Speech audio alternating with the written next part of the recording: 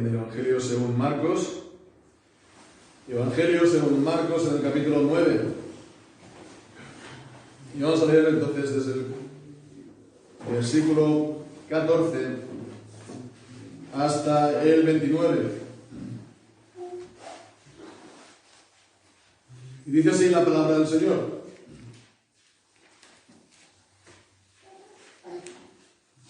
Y cuando llegó a los discípulos, vio una gran multitud alrededor de ellos y unos escribas que disputaban con ellos. Y al verlo, enseguida toda la gente se asombró y corriendo a él, lo saludaron. Y preguntó a los escribas: ¿qué disputáis con ellos? Y respondiendo uno de la multitud dijo: Maestro, traje a ti mi hijo, que tiene un espíritu mudo, el cual, donde quiera que lo toma, lo derriba y echa espumarajos, y cruje los dientes, y se va secando. Y dije a tus discípulos que lo echaran fuera, y no pudieron. Y respondiendo él, le dijo: Oh generación incrédula, ¿hasta cuándo estaré con vosotros? ¿Hasta cuándo os he de soportar? Traédmelo. Y se lo trajeron, y cuando lo vio, al instante, el espíritu lo convulsionó, y cayendo en tierra se revolcaba echando espumarajos. Y Jesús preguntó a su padre: ¿cuánto tiempo hace que le sucede esto? Y él dijo: desde niño. Y muchas veces lo echan al fuego y en el agua para matarlo. Pero si puedes hacer algo, ayúdanos, teniendo compasión de nosotros. Y Jesús le dijo: si puedes creer, al que cree todo le es posible. E inmediatamente el padre del muchacho dijo, clamando con lágrimas: Creo, Señor, ayuda mi incredulidad. Y cuando Jesús vio que la multitud se agolpaba, reprendió al espíritu inmundo, diciéndole: Espíritu mudo y sordo, yo te mando, sal de él y no entres más en él. Entonces el espíritu, clamando y convulsionándolo mucho, salió, y él quedó como muerto, de modo que muchos decían: está muerto. Mas Jesús, tomándolo de la mano, lo enderezó y se levantó. Y cuando él entró en casa, sus discípulos le preguntaron aparte: ¿por qué nosotros no lo pudimos echar fuera? Y les dijo: este género con nada puede salir, sino con oración y ayuno. Amén. Y que el Señor bendiga su santa palabra. En el Antiguo Testamento leemos que Moisés estuvo 40 días en el monte y allí pues estuvo ayunando y recibió también las tablas de la ley. Y pues al descender del monte, entonces encontró al pueblo que estaba pues entregado a la idolatría y a la fornicación. Se habían hecho el becerro de oro y el ruido del jolgorio y bueno, pues de la fiesta que hacía el pueblo pues se oía desde lejos. Entonces Moisés, la reacción que tuvo fue, ya lo sabemos, romper las tablas y castigó severamente al pueblo, destruyendo también el becerro, moliéndolo y dándole pues echándolo al río y dándolo a beber a la gente. Bueno, pues este suceso de Moisés, ¿no? y del becerro de oro se podría poner, ¿no? Como trasfondo, podríamos decir, una especie de paralelo a lo que acabamos de leer también, a la lectura, al pasaje que hemos leído. La semana anterior, pues, estuvimos viendo acerca de la transfiguración de Jesús. Vimos que era esta manifestación de gloria de Jesús. Estuvo juntamente con él Moisés y Elías, y se oyó entonces tanto la nube de gloria, Shekinah, también la voz del Padre decía: este es mi Hijo amado, a él oíd, cumpliendo así pues la profecía de Deuteronomio 18, que es él, Jesucristo, el profeta, la revelación por excelencia de Dios. Y bien, pues esta manifestación gloriosa, esta transfiguración, el motivo también, como lo veíamos, fue para dar ánimo a los discípulos, sobre todo, que tendrían que hacer ellos frente también al desánimo, al al rechazo y también incluso a la muerte, de la misma manera que Él pues había dicho de sí mismo, Jesucristo, Él antes de subir al monte de la transfiguración, pues Él también avisó de esto mismo, que le iba a suceder, y también pues después de la transfiguración, pues estaba hablando también de Elías, es decir, de Juan el Bautista, y esa también fue la suerte de él, que le hicieron todo lo que quisieron, como está escrito de él. Versículo 13. Bien, pues ahora Jesús desciende del monte, va a sus discípulos y se nos dice en el versículo 15 que al verlo toda la gente, toda la multitud se asombró. No se nos dice por qué se asombró. No se nos dice esto, pero seguramente sería porque Él, Jesucristo, habría llegado justo en el momento preciso. Justo en el momento preciso. No se encuentra con el pueblo entregado a la idolatría, pero se encuentra con un panorama también, pues, preocupante, porque vemos en el versículo 14 que los escribas estaban disputando con los discípulos. Ya hemos estado viendo anteriormente en el Evangelio, pues cómo escribas y fariseos estaban siempre, pues, disputando con Jesús, ¿no? Y ahora aprovechaban su ausencia, más aún con los discípulos, para atacarlos, para dejarlos en evidencia, para desacreditarlos, para dejarlos en ridículo delante de la multitud de la gente que estaba allí. Y eso fue pues a partir de un caso de sanidad.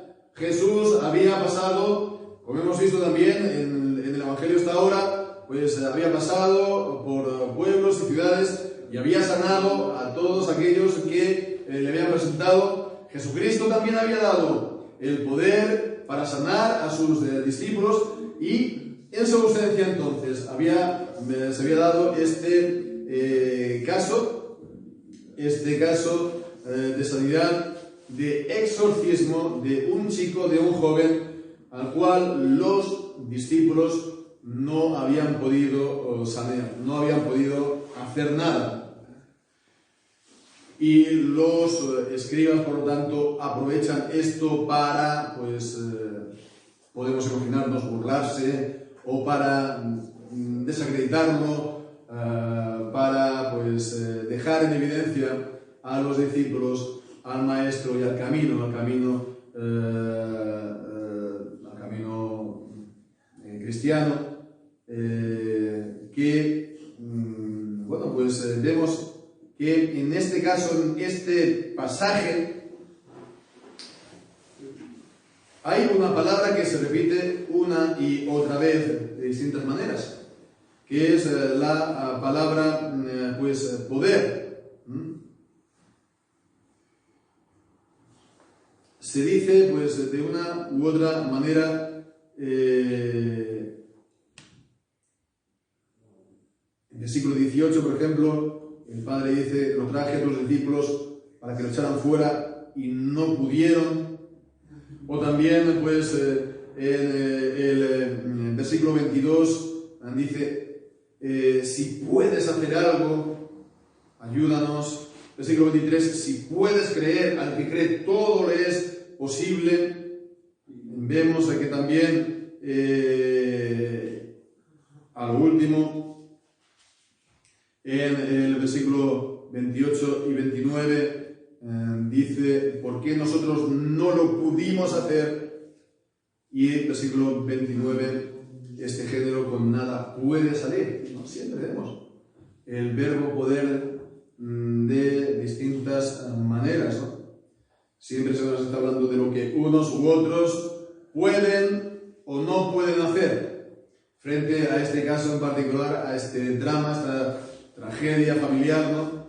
Y también pues la idea de lo que unos pueden hacer o no, más en general en el servicio a Dios. ¿De qué depende, por lo tanto, el hacer o no las cosas, el cumplir o no con el ministerio, cumplir o no con aquello que el Señor nos ha encargado? Bien, es por algo en ellos, es por algo que hemos de hacer, llevar a cabo, pues cada uno, pues por medio de su propia capacidad. No es esto, se trata de poder, sí, pero es un poder espiritual, es un poder sobrenatural, es un poder de Dios obrando en y a través de nosotros. Y este poder o no poder hacer las cosas depende de la fe, ¿no? Se trata del poder que actúa, ¿no? Por medio de la fe, como vamos a ir viendo. Pero bien, comenzamos viendo en primer lugar pues lo que generó todo esta disputa con los escribas y todo lo demás, esta impotencia de los discípulos, que es lo que se nos describe hasta el versículo 19. Todo vino, como también pues hemos visto, ¿no?, de este padre que tenía un hijo endemoniado. En el versículo 17 se nos dice que él había traído a Jesús, su hijo. Es decir, él había venido pues pensando, queriendo que iba a encontrarse con Jesús. Jesús no estaba en el monte pues con Pedro, Juan, etcétera, en la transfiguración.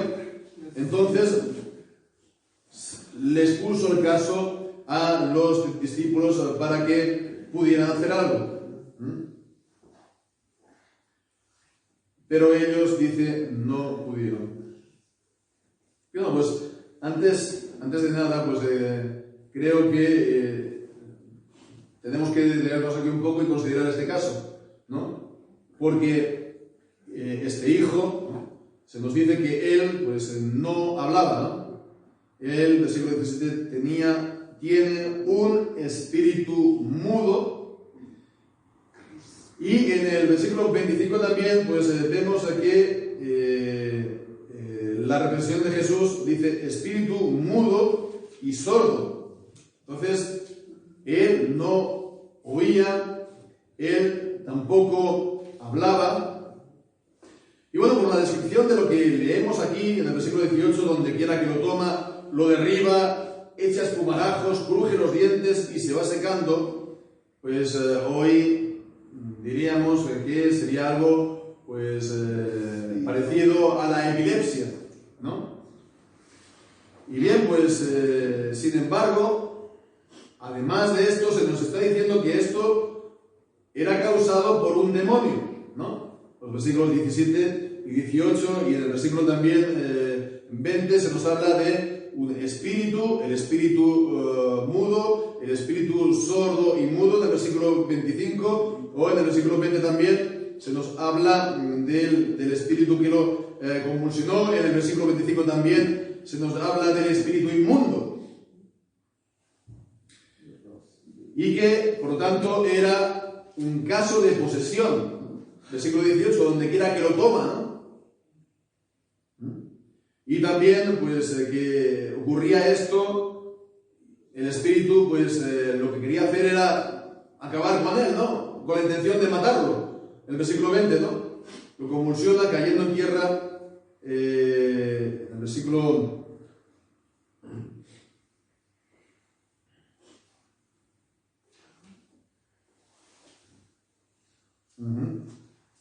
Versículo 22, perdón. Muchas veces lo echa en el fuego y en el agua para matarlo.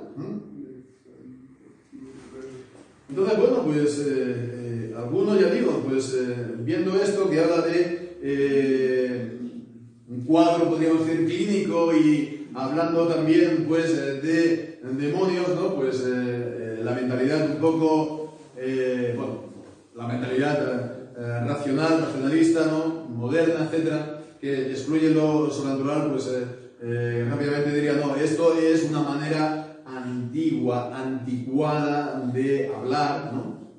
Y que en realidad el pobre chico tenía un problema de epilepsia y bueno, pues como ellos eran antiguos y no sabían, pues lo atribuían a un demonio, pero no tiene nada que ver, ¿no? Entonces es la mentalidad normal, corriente nuestra, que excluye todo lo sobrenatural. Por supuesto que también conocemos que hay otros, y sobre todo en el mundo evangélico, que ven demonios por todas partes, ¿no? Y que cuando tienen un resfriado, pues es el demonio del resfriado, o tienen una fiebre, es el demonio de la fiebre, y pues prácticamente no ven más allá, no ven causas físicas, ¿no? Bueno, pues ¿cómo se puede ver esto? ¿Cómo se puede explicar? ¿No? La solución, ya digo, lo podemos mirar de la misma manera, ¿no? De la misma manera que en un caso espiritual, ¿no? Que el diablo actúa también por medio de nuestros pecados. Nuestros pecados somos nosotros los que los hacemos. Nuestra corrupción de nuestra naturaleza es nuestra corrupción de la naturaleza. Lo que hacemos, somos nosotros los que lo hacemos, sin embargo, el diablo, ¿no? También actúa pues, por medio de nuestros pecados, en nuestros pecados también, para causar nuestra ruina, para agravar nuestro pecado, para someternos a través del mismo, ¿no? A su control, ¿no? A su poder, ¿no? A su autoridad. Entonces vemos que aquí había, de la misma manera, un problema físico de fondo, pero que él lo acentuaba y él se aprovechaba también de él. ¿Para qué? Para intentar acabar con la vida del chico. Entonces lo uno no excluye lo otro, ¿no? Quería acabar con la vida del chico. Es lo propio del diablo, ¿no? El diablo tiene dos cosas, sobre todo él es mentiroso, ¿no? Aquel que está pues todo el tiempo abonado a la mentira, pues es una marca del diablo, es un hijo del diablo, y también es homicida desde el principio. Nos dice en Juan capítulo 8.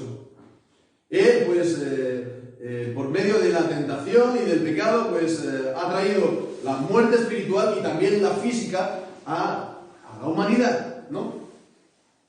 Bien, pues esto sería entonces el caso del chico, y bien, pues la explicación, ¿no? del padre.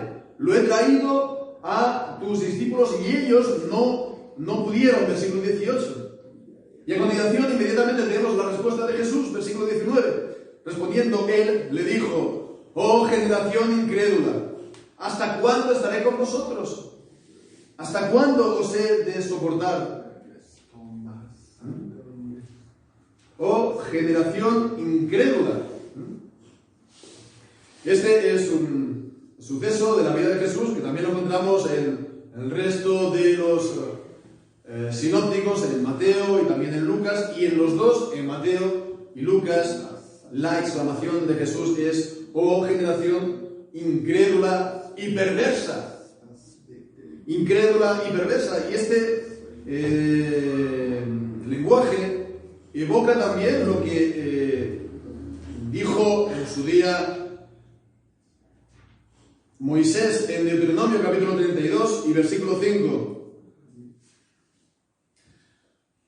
La corrupción no es suya, no es de Dios. De sus hijos es la mancha, generación torcida y perversa. Y es también lo que dice el apóstol Pablo en Filipenses 2, ¿no? Que somos luminares en el mundo, que resplandecemos en medio de una generación torcida y perversa. Bien, pues entonces, cuando está diciendo Jesús, oh generación incrédula, oh generación incrédula y perversa, ¿a quién se está refiriendo Jesús? ¿De quién está hablando? ¿Del Padre que le había dicho esto? Evidentemente no. No es el Padre. Y bueno, pues hay algunos, ¿no?, comentaristas y algunos de Valía, ¿no?, pues dice que se está refiriendo a los discípulos. Pero teniendo en cuenta el pasaje paralelo, los pasajes paralelos de Mateo y de Lucas, y que es el mismo suceso, acontecimiento, pues no creo yo que se esté refiriendo aquí a sus discípulos como generación perversa, ¿no? Entonces, ¿a quién se está refiriendo? Pues ciertamente a los escribas. Ciertamente a los escribas, y también pues a aquellos de la multitud que estuvieran siguiendo el juego a los escribas. A los escribas que eran pues rebeldes, que eran pues obstinados en su rechazo de Jesús, en su rechazo de creer. Por eso dice incrédulo, ¿no? Y perverso, porque está utilizando este drama, está utilizando este aparente, fracaso de los discípulos para, desacreditar a Jesús, para desacreditar a los discípulos, para desacreditar la fe cristiana. Ellos entonces son no solamente rebeldes, no solamente obstinados, ellos son descarados, ellos no tienen vergüenza, y ellos estaban aprovechando esta tragedia personal, esta tragedia familiar, esta ausencia también del maestro. En fin, ellos, pues se suele decir, estaban haciendo leña, intentando hacer leña del árbol caído. Y entonces esta es la respuesta de Jesús, ¿no? Generación incrédula y perversa. Dice, ¿hasta cuándo estaré con vosotros? ¿Hasta cuándo os he de soportar? Son palabras de rechazo, son palabras de repulsa, son palabras que salen de dentro, ¿no? Son palabras que, por lo que vemos, que Jesús está conmovido en lo profundo. Y por lo tanto, cuando se ve ese pecado, cuando se ve ese rechazo, cuando se ve esa incredulidad, ¿no?, cuando esta incredulidad es la norma, cuando es la que está, dirigiéndolo, ¿no? Como dice el Salmo 1, la silla de los escarnecedores, ¿no?, de los burladores, ¿no? Pues eso le genera esta repulsa a Jesús. ¿Hasta cuándo, no?, estaré con vosotros? ¿Hasta cuándo os he de soportar? ¿Hasta cuándo? Esto nos recuerda pues también lo que dijo el apóstol Pedro en segunda de Pedro, en el capítulo 3, ¿no? Que aquellos que se burlan, ¿no?, diciendo que Jesús todavía no ha venido, aquellos que se dicen, ¿dónde está la promesa de su venida?, ¿no? Porque desde toda la vida, pues siempre, todas las cosas están igual, nunca ha pasado nada, ¿no? Son aquellos que se están burlando de la palabra de Dios, ¿no? ¿Hasta cuándo os tendré que soportar? Pues vemos que el Señor, aún y con todo, está soportándonos, ¿no? Dice en segunda de Pedro, ¿no?, diciendo de que ellos ignoran de que esto no es tardanza, sino que Dios está dando tiempo para que la gente se arrepienta todavía. El Señor puede venir en cualquier momento, en cualquier instante, pero Él no lo hace para que se siga predicando la palabra del Evangelio, para que la gente se arrepienta y crea y sea salva. Bien, pues vemos ahora, a continuación, habiendo visto pues esta impotencia y pues la reacción de los escribas, a continuación en el versículo 20, pues vemos acerca de no solamente del estado del chico, sino del padre. Ahora pues se centra el relato en el padre en cómo él se dirige a Jesús. Y que él pues no había podido evitarlo, no había podido hacer nada por su hijo desde siempre, ¿no? Jesús dijo: traédmelo, versículo 19, y se lo trajeron. Y entonces, cuando lo vio, al instante el espíritu lo convulsionó. Por lo cual, lo que nos está diciendo aquí, él lo vio, se está refiriendo al espíritu. El espíritu vio a Jesús a través entonces de los ojos del joven, pero lo vio. Entonces pues lo convulsionó, lo tiró a tierra, cayendo a tierra se revolcaba, echando espumarajos. Entonces Jesús le hace la pregunta al padre: ¿cuánto tiempo hace que le sucede esto? Y él respondió: desde niño. Jesús se interesa, Jesús le hace la pregunta, ¿no? Vemos aquí también la humanidad de Jesús, ¿no? La humanidad pues interesándose por él, la humanidad también pues la humanidad de Cristo. En su humanidad él pues quería saberlo, en su humanidad él no tenía este conocimiento. Y entonces vemos la humanidad de Cristo es una realidad, ¿no? En todas las acciones de Jesús son las acciones de la persona única de Jesús, pero también la humanidad de Jesús participaba en ella. La respuesta del Padre dice: de niño, ¿no?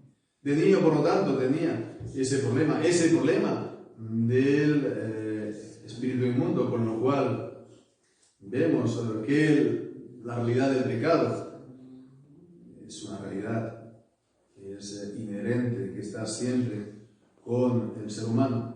Los niños incluso pues vemos que enferman y mueren también por causa del pecado, e incluso pueden tener problemas espirituales por el pecado suyo o por el pecado de los padres, que el Señor pues visita la maldad de los padres sobre los hijos hasta la tercera y cuarta generación.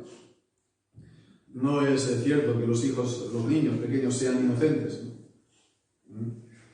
Desgraciadamente, pues el pecado de Adán, el pecado del primer hombre, pues se ha transmitido a todo el género humano, y todo ser humano ya nace marcado por el pecado y corrompido por el pecado, por lo tanto, presa a todo tipo de mal, físico, espiritual, ¿no?, que pueda ocurrir. En todo caso, pues podemos pensar un momento en lo que esto tuvo que ser para el padre. Cuánto él como padre no habría sufrido por esto, de ver pues a su hijo en esa condición, de niño, ¿no? Pues su hijo no iba a crecer como los demás. Su hijo no iba pues a estar con los demás, o jugar con los demás, o ser como los demás. Él estaba pues afectado de esa terrible dolencia. Y él nada podía hacer. El padre nada podía hacer. Ni el padre nada podía hacer, de la misma manera que se lo habían presentado a los discípulos, que nada pudieron hacer tampoco. Cuando nos encontramos con situaciones que nada podemos hacer, que nos sobrepasan completo, y hacer nosotros. Bien, por eso dice a Jesús en el versículo 22, si puedes hacer algo, si tú puedes hacer algo, yo no podía hacer nada, los discípulos tampoco, si tú puedes hacer algo, ayúdanos, teniendo compasión de nosotros. Y llama muchísimo la atención la respuesta de Jesús a continuación. No, es difícil de recogerlo en nuestro idioma, en la traducción, porque literalmente dice, Jesús le dijo, el si puedes, ¿no?, creer, aunque cree todo lo que le es posible. El si puedes. Es como si le estuviera diciendo, mira, eso de si puedes, es más bien tú quien debes creer. Eso de si puedes, es más bien tú si puedes creer. No es tanto el si puedes tú, ¿no?, sino el si puedes eres tú, ¿no? El que has de creer, el que tienes que creer. No es tanto que yo pueda o no pueda, sino si tú puedes creer o no. Porque al que cree, todo le es posible. Al que cree, todo le es posible, ¿no? Y esta frase, esta expresión, hoy en día, pues la verdad es que suena muy bien, ¿verdad? Estamos no en el tiempo, digamos, de materialismo puro y duro, de los 70, 80, que todavía pues conocemos los más viejos del lugar. Ya estamos en un tiempo mucho más, digamos, espiritual, la nueva era, ¿no? Y bueno, pues eso de el que cree, pues todo lo puede conseguir, ¿no? Incluso de fenómenos de la naturaleza, ¿no? Si quieres nieve, solo tienes que desearlo, ¿no? Tienes que desearlo mucho, tienes que cerrar los ojos y porque tú lo crees, eso se va a conseguir, ¿no? En iglesias evangélicas, ¿no? El pensamiento positivo, la visualización, ¿no? Es que tienes que visualizarlo y creer, entonces. Yo quiero, pues, este chalet, pues lo pongo, ¿no? Su fotografía en mi cuarto, en la nevera, donde sea, ¿no? Y siempre lo estoy visualizando y esto entonces lo voy a conseguir, ¿no? De esta manera. Esto, por cierto, es una manera también de pensamiento mágico. Los antiguos, los paganos, ¿no? Querían nieve, hablando de nieve, ¿qué hacían? Pues agarraban unas gallinas, arrancaban las plumas blancas y lo tiraban por las calles, ¿no? Para que viniera la nieve. Porque esto, digamos, imita la nieve. Era magia imitativa. Como que eso va a atraer la nieve. Bien, pues esta es la manera de razonar hoy en día. De unos y otros. En el mundo y dentro también de la iglesia. Entonces, cuando le está diciendo Jesús al que cree todo es posible, seguramente muchos lo van a entender de esta manera hoy en día, ¿no? Entonces, hay que tener en cuenta esto, ¿no? Esta frase de Jesús, le está diciendo al que cree todo es posible, era porque, claro, el problema es si tú tienes fe o no tienes fe. El problema es si tú eres incrédulo o no. Todas las cosas le son posibles al que cree. ¿Por qué? Pues porque el Señor ha puesto en Cristo toda plenitud de bendición. Efesios capítulo 1, ¿no? Y nos ha bendecido con toda bendición espiritual en los lugares celestiales en Cristo. Y en Cristo nos dice Juan capítulo 1 también, que de Él recibimos gracia sobre gracia. Pero es necesaria la fe. Es necesaria la fe. Porque sin fe es imposible agradar a Dios. Hebreos capítulo 11. Y este capítulo 11 también es importante porque vemos también a los santos del Antiguo Testamento que hicieron grandes obras para Dios y cómo lo consiguieron todo. Por medio de la fe. Por medio de la fe. Entonces la fe actúa, la fe obra y la fe consigue cosas, ¿no? La fe recibe la bendición del Señor, ¿no? Toda la bendición ha sido puesta en Cristo, pero es necesaria, pues, esta fe personal, ¿no? Para recibirla, estas cosas. Y bien, pues esta palabra de Jesús vemos que le puso al descubierto. Puso el corazón de este padre al descubierto y entonces el padre inmediatamente dijo, clamando con lágrimas, creo, Señor, ayuda mi inseguridad. Ve que Jesús entonces sabe todas las cosas, ve que Jesús ve hasta lo profundo del corazón y esta frase, creo, ayuda mi incredulidad. También, pues, si lo escuchara, pues, a este teólogo, ¿no? Karl Barth, y también sus discípulos, ¿no? Los neortodoxos, ¿no? Ellos se deleitaban, ¿no? En este tipo de aparentes contradicciones, ¿no? Se deleitaban en el sí y el no, ¿no? Cómo el sí puede ser no y cómo el no puede ser sí al mismo tiempo, ¿no? En fin, son cosas a veces, bueno, que gastaban muchas palabras, ¿no? Para este tipo de razonamientos, ¿no? No es en este sentido, digamos, contradictorio. No es que el sí y el no, pues, viene a ser lo mismo. Y que la fe y la incredulidad, pues, viene a ser lo mismo en según qué circunstancias, ¿no? Sino que la fe de todo cristiano, hasta la fe del mayor creyente, es una fe, por supuesto, imperfecta. Y al ser una fe imperfecta, esto significa que siempre tiene algo de incredulidad. No es una fe perfecta, entonces tiene algo de incredulidad. Y bien, pues por eso está diciendo de que él al mismo tiempo está creyendo y al mismo tiempo está inseguro. Cuando pues pedimos al Señor por cosas que sabemos que son ciertamente de la voluntad del Señor, y al mismo tiempo pues estamos inseguros, ¿no? En cuanto a Él. No hay una fe perfecta, de la misma manera que no hay una santificación perfecta en esta vida.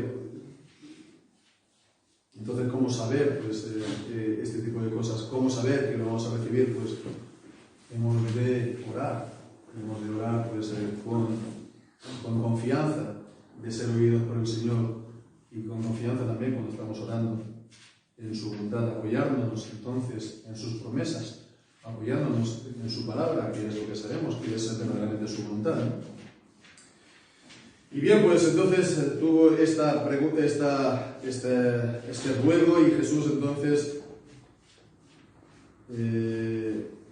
inmediatamente en el versículo 25 también reprendió al espíritu inmundo, reprendió espíritu mudo y sordo, yo te mando, sal de él y no entres más, ¿no? No entres más, porque sabemos que cuando el espíritu sale de uno, va vagando y entra de nuevo en el lugar donde estaba, su estado postrero, su estado último viene a ser 7 veces peor, ¿no? Como también Jesús lo dijo. Entonces ya le mandó, esto es el definitivo, no vuelvas más al chico. Y bueno, pues el diablo pues aprovechó para intentar hacer todo el mal posible. El espíritu, clamando y convulsionándolo mucho, salió y quedó como muerto. La gente pensaba que se había muerto, y ciertamente vemos el versículo siguiente que se está utilizando palabras que evocan la resurrección. Cuando dice lo enderezó y lo levantó, se está utilizando en el original dos verbos que se utilizan en los pasajes de la resurrección, ¿no? El levantarse, de ahí proviene precisamente nuestra palabra de resurrección, ¿no?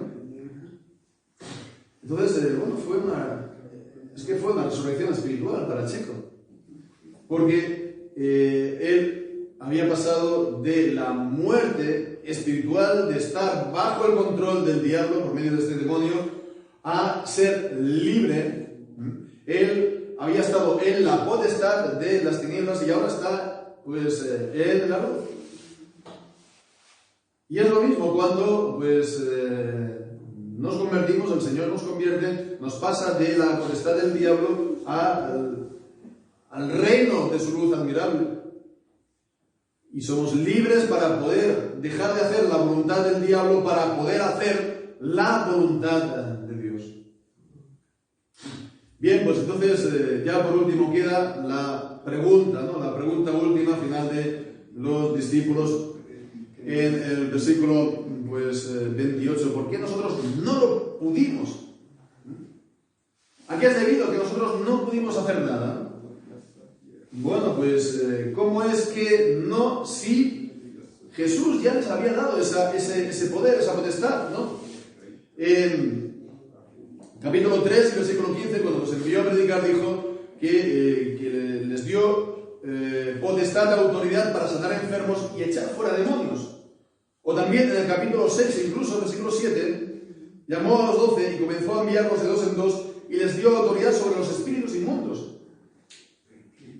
Entonces les dio en distintas ocasiones además la potestad para sanar a los espíritus inmundos y pues vemos que ellos no pudieron, con lo que vemos además que esto no es que Él lo da y es una vez y para siempre, ¿no?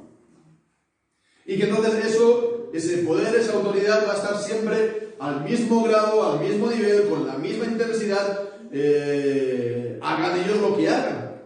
Estén cerca del Señor o Él no esté cerca de ellos.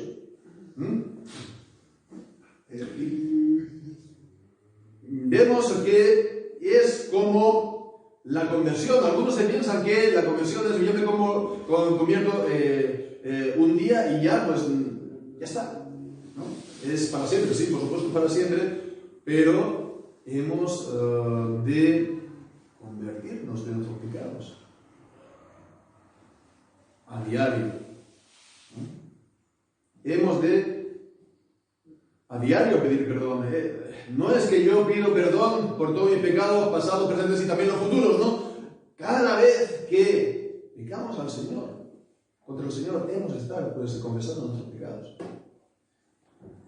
Y cuando el Señor nos da un llamamiento, una vocación, cuando nos da algo que hacer, ¿no?, en su servicio, el Señor nos capacita, pero esa capacitación no es una vez y para siempre, sino que nosotros la tenemos que estar cerca del Señor y buscar el poder para llevarla a cabo de Él.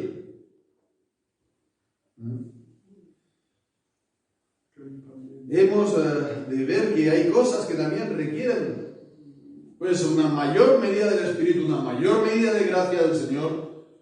Y bueno, pues necesitamos estar cerca del Señor, necesitamos entonces la oración, y eso que dice en definitiva Jesús al final, ¿no? Este género de demonios o este género de espíritus no sale sino con oración y ayuno. ¿Qué es lo que viene a decir? Vendría a significar con mucha oración, estar muy cerca del Señor, pedir pues que el Señor nos dé su gracia y su poder para llevarlo a cabo, ¿no? Entonces es como el Padre, ¿no?, que había clamado y fue a Jesús, ¿no? Pues ir a Dios, ir a Jesús, ¿no?, diciendo ayúdanos y danos esto. Entonces esto es también lo que dice en cuanto al ayuno, hay que tenerlo en cuenta también. Ciertamente lo hablábamos el otro día, ¿no? Los reformados no solemos hablar mucho del bautismo, y fíjate, hoy en día, pues estamos viendo este capítulo o este pasaje acerca del ayuno, pero en la Biblia sí que se nos habla del ayuno, y es una realidad, ¿no?